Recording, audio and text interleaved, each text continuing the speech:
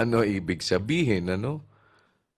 Na kayo'y magsipagbunga ng marami at gayon kayo'y magiging aking mga alagad. Nakita mo, Amen. ano ibig sabihin? Ano ang significance nung pagkakaisa, kapatid na Rodel? Pagka nagkakaisa tayo, sama-sama tayo. No? Opo. Sama-sama tayong sangkap ng katawan. Mga sangkap tayo na sama-sama sa isa't isa. Iisang katawan tayo kay Kristo. Nakikipagkaisa tayo kay Kristo. Nakikisama tayo kay Kristo. Yung dalawa, magiging isa. Yun, hiwaga yun, kapatid na Rodel. Yung sinasabing ang dalawa ay magiging isang laman, ang hiwagang ito'y dakila.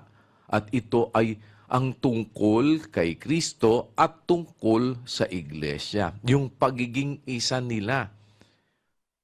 Na yung marami na mga sangkap na sama-sama sa isa't isa, makikisama sa Panginoon. At kung nakikisama sa Panginoon, kaisang espiritu niya, na dapat manatili tayo sa pakikisama sa Panginoon, sapagkat ang Panginoon ang puno, tayo ang wika, yung mga sanga. Kung mananatili tayo sa Kanya, magbubunga tayo ng marami. Dahil wala naman tayo magagawa kung tayo hiwalay sa Kanya. At ang isang hindi mo magagawa, kung hiwalay ka kay Kristo, yung ikaw ay lumuwalhati sa Ama. Amen, Kuya.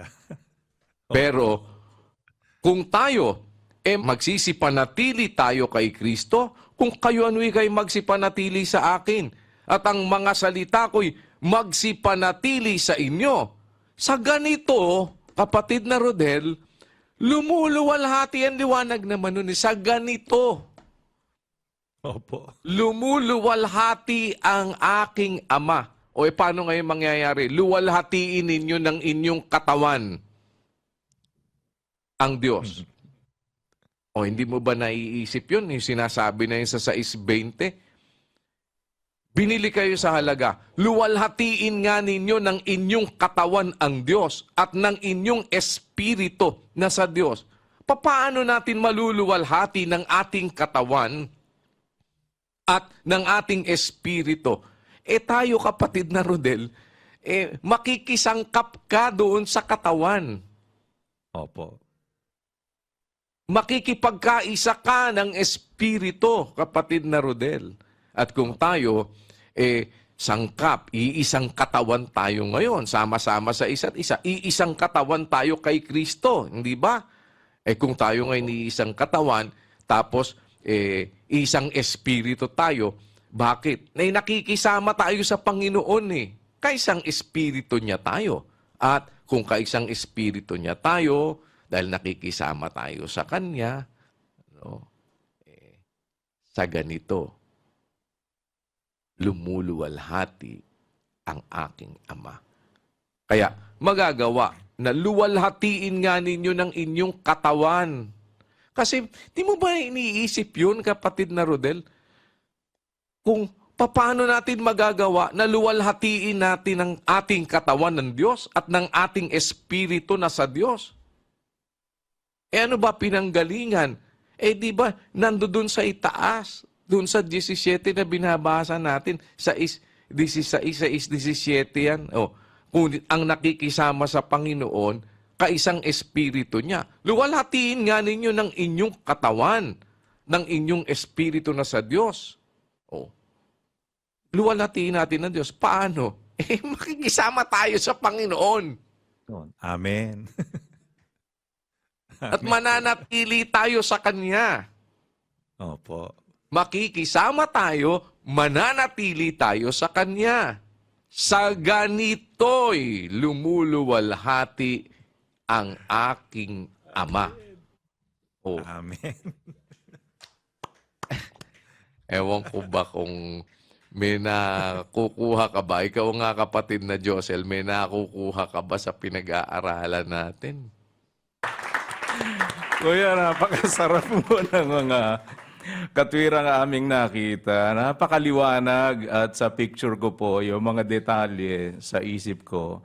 Para po kasing kanina nung magsimula kayong maghimay, kuya, ng mga detalye, para akong nakaka-imagine ng isang painter sa inyo. Nagpe-paint siya.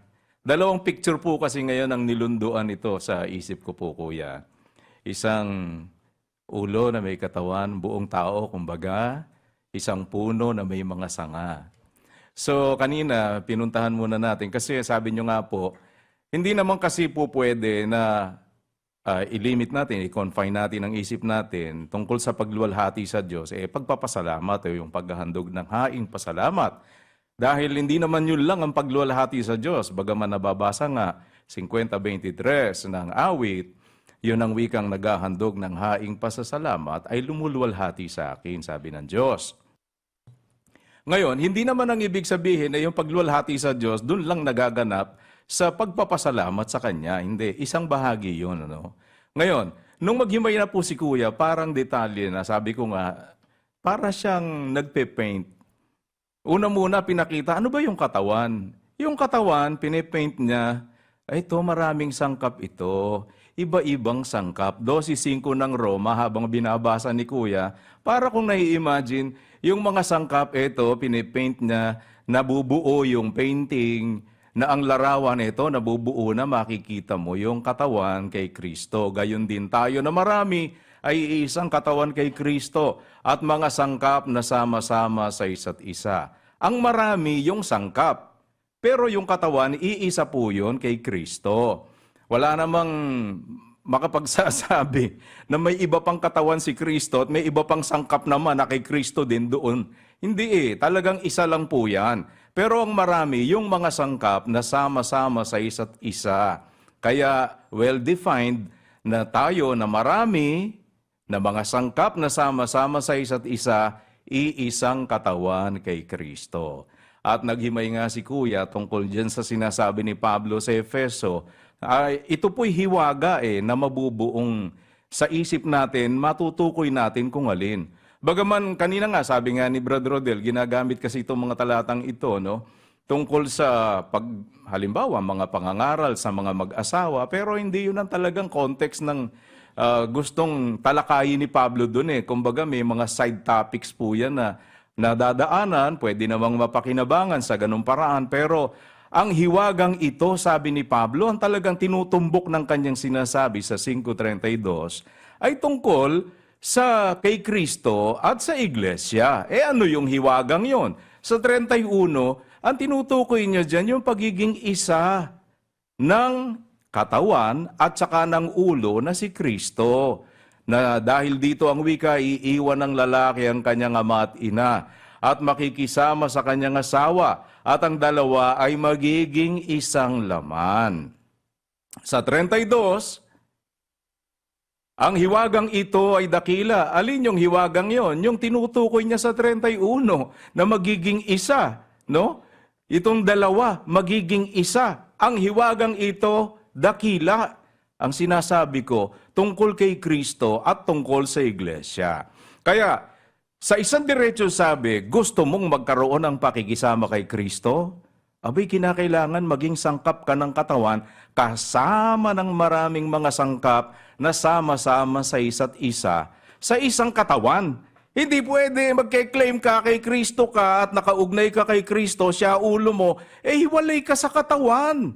Hindi pwede yun Ang talagang katwirang nasa Biblia, solid yun. 12:5 ng Roma, yung mga sangkap marami yon, pero pinagsama-sama yon sa isang katawan kay Kristo. Marami sila na sama-sama sa isa't isa. Sila ngayon yung pinangunguluhan ni Kristo sapagkat ang katawan, gaya ng binasa na natin, iisa naman po yan. May isang katawan sa makatwid bagay, yan nga rin po ang iglesia na pinangunguluhan ni Kristo. 4:4 ng Efeso, ganoon din po yung nasa 1:18 ng Kolosas, na ang definition nga po ng katawan, iglesia. So dapat doon tayo. Nakikita ba natin ngayon ang sarili natin doon? na tayo po'y mga sangkap ng katawan na yan na pinangunguluhan ng Panginoong Jesucristo, naipaint ngayon ng buo yung katawan, buo, may ulo si Kristo, yung katawan, mga sangkap na sama-sama, marami. Pero ano ngayon ang importansya niyan dito sa atin? Binalik-balikan ni Kuya yung 6:16, no, ng unang Korinto, na sinasabi nga po ni San Pablo dito, hindi ba ganinyo nalalaman na ang nakikisama sa patutot ay kaisang katawan niya? Pagka sa patutot ka nakikisama, kaisang katawan ka niya, doon ka nakikisama Sapagkat sinasabi niya, ang dalawa magiging isang laman. So talagang, pagka doon ka nakisama, kung yan sa patutot, magiging isa ka niyan, kaisa ka niyan, magiging isa kayo. Pero ano sabi niya ngayon sa 17? Ngunit ang nakikisama sa Panginoon, ito naman, sa Panginoon naman nakikisama, ay kaisang espiritu niya.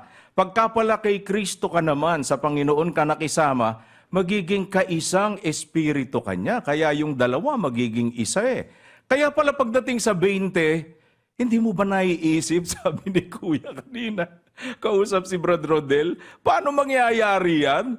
Bakit? Kasi ang hirap kayang isipin niya pagka ikaw lang mag-iisip. Baka ang maging kahulugan niyan sa'yo, yung katawan mong sarili o espiritu mong iyo. Yun ang ipangluluwalhati at maluluwalhati nga ang Diyos. Hindi May pinanggagalingan itong 20 sapagkat kayo binili sa halaga. Luwalhatiin nga ninyo ng inyong katawan ang Diyos at ng inyong espiritu na sa Diyos. Paano yun? Paano magkakaroon ng katuparan at pangyayari yan? Doon nga galing yan sa 17 di ba? Yung nakikisama sa Panginoon, kaisang espiritu niya. Doon at sa katawan na kinabibilangan mo, naiisang katawan na pinangunguluhan ni Kristo dahil sangkap tayo na sama-sama sa isa't isa at kung tayo dahil sa pakikisama sa Panginoong Jesucristo, dahil tayo sangkap ng katawan na pinangunguluhan niya, sa 20, mangyayari ito. Magkakaroon ng katuparan na ating malulwalhati ng ating katawan ang Diyos at ng ating espiritu na sa Diyos. Pareho pala yan, pagdating naman sa kung ang usapan si Kristo po puno, tayo naman sangkap na mga sanga, no? Kasi yung pananatili mo bilang sangkap ng katawan, kaisa ng lahat ng mga sangkap katawan ni Kristo, kaisa ka ni Kristo, isang katawan tayo. At kaisang espiritu ng ating Panginoon. Malulwalhati natin ang ating Diyos sa pamagitan ng ating katawan na kinabibilangan, yun nga pong iglesia, at ng ating espiritu na sa Diyos kasi kaisang espiritu natin ng Panginoon Di ba? Ngayon, pinuntahan naman ni Kuya, pareho pala yun. Nakakatuwa pong maintindihan 15:1, tinuloy-tuloy ni Kuya ang basa sa Juan hanggang 8. Doon pala lulunduan ito. Kasi una muna hanggang 5, binasa natin, ako ang tunay na puno ng ubas at ang aking ama ang magsasaka. Ang bawat sanga na sa akin ay hindi nagbubunga ay inaalis niya. At ang bawat sanga na nagbubunga ay nililinis niya upang lalong magbunga. Kayo'y malilinis na sa pamamagitan ng salita na sa inyo'y aking sinalita. Kayo'y manatili sa akin at ako'y sa inyo. Gaya ng sanga na di makapagbunga sa kanyang sarili, maliban na nakakabit sa puno. Gayon din naman kayo, maliban na kayo'y manatili sa akin. Ako ang puno ng ubas, kayo ang mga sanga. Ang nananatili sa akin at ako'y sa kanya, ay siyang nagbubunga ng marami sapagkat kung kayo hiwalay sa akin ay wala kayong magagawa. So, dyan, hanggang dun muna basa natin kanina, nung magtanong na si Kuya kay Brad Rodel, ano ba yung significance ng mga sinasabi dyan sa mga talata? Yun nga, ang mahalaga dyan na isa talaga emphasized, yung pananatili kay Kristo. Kasi siya puno Ngayon, kung tayo mga sanga, kung tayo na mahiwalay sa Kanya, hindi tayo mananatili, hindi tayo nakakabit sa puno bilang mga sanga, wala naman tayong magagawa. No? Pero may nilulunduan pala yung pananatili kay Kristo na yan. Pareho lang din pala nung pananatili mo bilang sangkap ng katawan ni Kristo na siya ang pangulo. Dito naman siya ang puno, tayo naman mga sanga. Ano ba? Ang lulunduan niyan Ang ganda-ganda. Tuloy natin hanggang 8 yung basa. Kung ang sino man ay hindi manatili sa akin, ay siya'y matatapong katulad ng sanga at matutuyo, at mga titipunin at mga ihahagi sa apoy at mga susunog. Kung kayo'y magsipanatili sa akin, kayo na mga sanga, magsisipanatili kayo sa akin na puno, at ang mga salita ko'y magsisipanatili sa inyo. Pagka pala nananatili tayo kay Kristo, yung kanyang salita mananatili din sa atin. Hindi pwedeng otherwise. Sabi nga ni Kuya, nasasabihin mo nananatili ka kay Kristo pero ang salita wala sa iyo. O kaya naman nasa salita pero si Kristo wala. Hindi ganun magkapareho pong magkasama yun Kung mananatili kayo sa akin at ang mga salita ko naman, magsisipanatili sa inyo, ay hingin ninyo ang anumang inyong ibigin at gagawin sa inyo. Sa 8, eto na. Sa ganito'y lumulwalhati ang aking Ama. Doon din pala. Lulundo pa rin sa pagluwalhati sa Ama. No? Kaya nalulwalhati ang Diyos sa pananatili natin bilang sangkap ng katawan ni Kristo na sama-sama na pinangunguluhan niya kaisang katawan, kaisang espiritu. Ganon din naman kung ang usapan siya bilang puno, tayo po'y mga sanga, nananatili tayo sa Kanya, ang lulunduan pa rin pagluwalhati sa Ama'y maluluwalhati ang Ama. Napakagandang picture po, Kuya, ng aking nakikita sa aking kaisipan habang pinipaint ninyo, kumbaga, itong mga detalyeng ito nung mabuo na yung kako, ang ganda-ganda talaga, no? Ang salita ng Diyos, nakaka-amaze talaga. It never fails to surprise me and thrill me. Every time na nagkakatipon tayong ganito, na tayo po'y natututo ng mga detalyeng mahalaga. Sabi nga ni Kuya, kailangan napakahalaga ng mga detalye na yan para alam mo, ba't mo ginagawa, bakit natin ito sinusunod, bakit tayo bigla sasabihin natin ba, basta sangkap ako ng katawan. May mga claims kasi nananahan daw sila sa salita samantalang wala naman sa katawan. Ayaw nga mag-iglesia Yung iba naman, nasa iglesia daw, hindi naman nananahan sa salita. May mga po doon, butas mga kapatid. Pero sana doon natin nakikita ang sarili natin sa talagang katwiran. No? Yung nasa katawan ni Kristo, marami. Yun ang marami Mga sangkap, sama-sama sa isa't isa, isang katawan kay Kristo, pinangunguluhan niya. Kaisang espiritu niya yan, kaisang laman niya yan. Kasi isang katawan kay Kristo, hindi naman po marami ang katawan. At yun po sa pamagitan noon, maluluwalhati natin ang Ama ng inyo ang wikang katawan at ng inyong espiritu na sa Diyos sa 6:20. At ganun din naman palang nilulunduan bilang mga sanga na nakakabit sa ating Panginoong Hesukristo na siya po ang puno kung nananatili naman tayo sa Kanya. At yung Kanyang salita nananatili sa akin kasi yun ang proof na nananatili tayo sa Kanya bilang mga sanga. Baka mamaya sabi mo lang nakakabit ka sa puno pero yung palang salita niya hindi naman nananatili sa iyo. In fact, hindi mo nga ginagawa, hindi mo nga sinusunod. Hindi ka nga nakikinig, hindi ka nga dumadalo. Paano ngayong ikaw ay sanga na nakakabit sa puno? Hindi mo maluluwalhati ang Diyos. Mangyayari yung pagluwalhati sa Diyos sa talatang 8, sa gayon, sabi ang wika, sa ganito'y lumuluwalhati ang aking Ama. Kaya dapat, hindi tayo nawawala dun sa pagkakabit natin sa puno na siyang ating Panginoong Hesukristo bilang mga sanga na kaya tayo ay nakapananatili na nakakabit sa Kanya, nananatili sa Kanya bilang mga sanga kasi nananatili sa atin yung salita. Tinutupad natin yon. Hindi tayo basta nakikinig lang.